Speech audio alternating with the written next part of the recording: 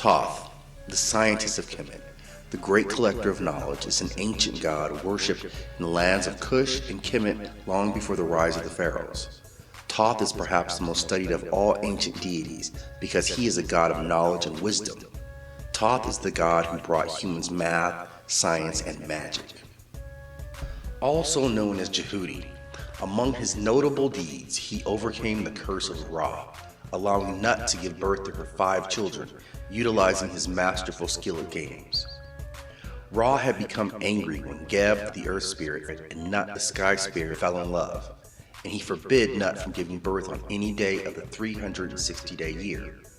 Heartbroken, Nut appealed to Toth for help. Toth, moved by her emotions and her pain, lured the moon into a game of chance and won 5 extra days in the year. These days Nut used to birth her children. For this act, he became credited as the inventor of the 365-day calendar. He ruled Upper and Lower Kemet for 16,000 years, building the foundation of the greatest civilization of all time. Toth played a crucial role in the design and orientation of many famous pyramids, temples, and ziggurats around the world. The purpose, as we understand it, was to create a system of energy generators powerful enough to create portals to other worlds. It was he who helped Aset, the goddess of magic, work the ritual to bring her murdered husband Asir back to life. With the help of Anubis, he created the first mummification ritual and helped resurrect Asir in the land of the dead. This act allowed Aset and Asir to join together one time and produce their only son, Horus the Younger. He was Horus' supporter during the young god's deadly battle with his uncle Set, the god of chaos, helping Horus with his wisdom and magic. Thoth proved to be a vital ally of Horus. When Horus was blinded by Set, it was Thoth who drove the magical poison from Horus using his more powerful magic. His reign on Kemet done, Ra gave Thoth an area of the underworld to rule in the land of the caves. He kept a registry of those in his realm and decreed just punishments for their transgressions, and acted as Ra's representative in the afterlife. In this role, his wife was Ma'at. Ma'at and Thoth are often pictured at the side of Ra in the underworld, and play important roles in the judging of dead souls. In his quest for all knowledge, Thoth was able to discover the secrets of creation, as well as a key to true immortality.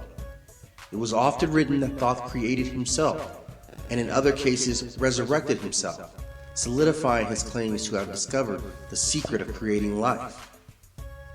He ruled Kemet for 16,000 years, and roamed the earth for several thousand more, eternally vigorous and youthful.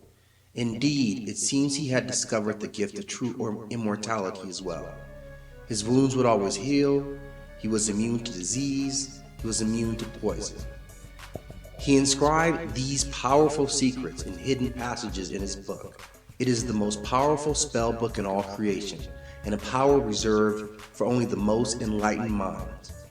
Anyone who reads it will become the most powerful sorcerer in the world, who among men should command the power of God.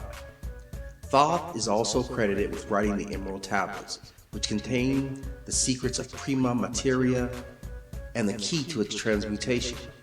This book is considered by alchemists to be the foundation of their field of study, as well as that of quantum mechanics. This book contains the key to manipulating particle energy, as would be required to create planets or a universe. Thoth became credited by the ancient Africans as the inventor of writing, and was also considered to be the scribe of the underworld. For this reason, Thoth was universally worshipped by the ancient Kemetic scribes. He was always associated with Seshet, who cared for his library of books and was thus given the title of Mistress of the House of Books. Seshet is also credited with inventing speech and language, and it is often believed that Seshet was the creative force and Thoth was the teacher. He was said to be the husband of Seshet, and as time passed, he gradually absorbed most of Seshet's roles, and she was largely seen as his female aspect. They had a child called Hornub. At Khnum, he was the husband of Nemat, goddess of protection. Their child was the god Nephor. He was the great conciliator among the deities because the peace of the gods is in him. His goal was always to maintain a balance of power. We know he was a traveler, an international deity, for his name can be found in many ancient languages: Neo-Babylonian, Coptic, Greek, and Latin. Thoth represented the embodiment of knowledge and literature. He spread knowledge to every corner of the world and became an important figure in the history of Earth and its civilizations. Thoth is believed to be the author of the Book of Coming Forth by Day, as well as the Book of the Breathing, which is often attributed to the goddess Aset. The Book of Coming Forth by Day is an ancient funerary text which includes parts of the pyramid text and the coffin text. They were instructions that the dead would need to complete his or her journey through the underworld. They included spells of protection, directions, and important facts. The journey can be very disorienting, and these instructions were designed to make the transition smoother. The Book of Breathing are several late ancient Kemetic funerary texts, intended to enable deceased people to continue to exist in the afterlife. The earliest known copies date back to about 350 BCE. During the late period of Kemetic history, a cult of Thoth gained great prominence, due to its main center, Khnum, in Upper Egypt, also becoming the capital of the nation, and millions of dead ibis were mummified and buried in his honor. The rise of its cult's power also led to them seeking to adjust mythology to give Thoth a greater role, including varying the Ogdad cosmology so that it was Thoth who gives birth to Ra in the form of an ibis, laying an egg that will contain the god. He is also credited with giving rise to the Ogdad pantheon of 9 gods. The sound of the song was thought to have created 4 frog gods and 4 snake goddesses of the Ogdad, who continued Thoth's song, helping the sun journey across the sky. This temple, located in the city of Khnum, where he led the Ogden pantheon, was partially destroyed in 1826. But he also had many shrines within the city of Abydos, Herset, Urid, Per-Ab, Requai, Ta'ur, Sep, Hat, Selket, Tamsis, Anshamut, Ba, Amenhera, and Takins.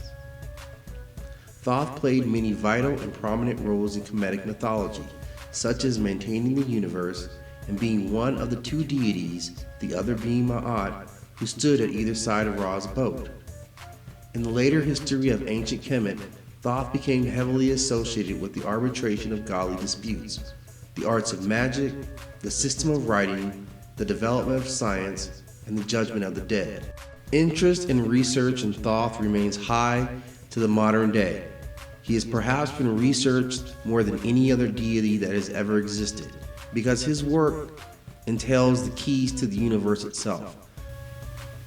Thoth was known by many names around the world: the one who made calculations concerning the heaven, the stars, and the earth, the reckoner of times and seasons, the one who measured out the heavens and planned the earth. He was he who balances. He was the god of equilibrium and the master of balance. He is the Lord of the divine body. He is the scribe of the company of gods. He is the voice of Ra. He is author of every work of every branch of knowledge, both human and divine. He who understands all that is hidden under the heavy vault. He is Thoth. He is the god of wisdom,